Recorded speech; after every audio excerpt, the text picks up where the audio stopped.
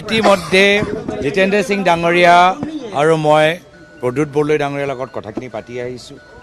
Manifesto সম্পৰ্কে আমি কেনেদৰে মানুহৰ মাজত কি নতুন চিন্তাৰে আগবাঢ়ি যামগৈ সেইখিনি কথা আমি পাতিছোঁ।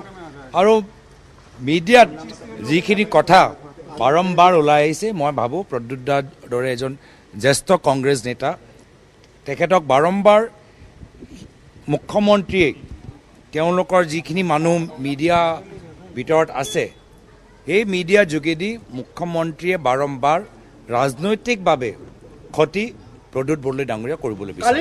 কংগ্ৰেছ দলৰ ভিতৰত আমাৰ দলৰ যি নেতৃত্ব সকলৰ কথাবোৰ শুনে, সকলৰ কথাবোৰ গুৰুত্ব সহকাৰে লৈ গোটেইখিনি তথ্য লৈ বুজিবলৈ চেষ্টা কৰে, বিভিন্ন জনৰ পৰা কথাবোৰ জানিবলৈ চেষ্টা কৰে।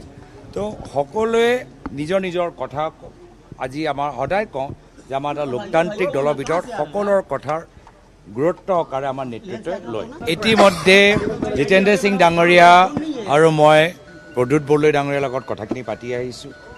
মেনিফেষ্টো সম্পৰ্কে আমি কেনেদৰে মানুহৰ মাজত কি নতুন চিন্তাৰে আগবাঢ়ি যামগৈ সেইখিনি কথা আমি পাতিছোঁ।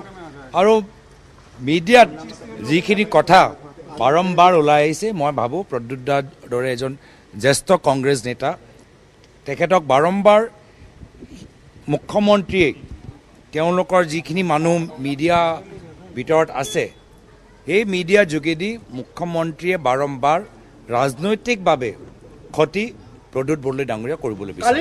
কংগ্ৰেছ দলৰ ভিতৰত আমাৰ দলৰ যি নেতৃত্ব সকলৰ কথাবোৰ শুনে, সকলৰ কথাবোৰ গুৰুত্ব সহকাৰে লৈ গোটেইখিনি তথ্য লৈ বুজিবলৈ চেষ্টা কৰে, বিভিন্ন জনৰ পৰা কথাবোৰ জানিবলৈ চেষ্টা কৰে।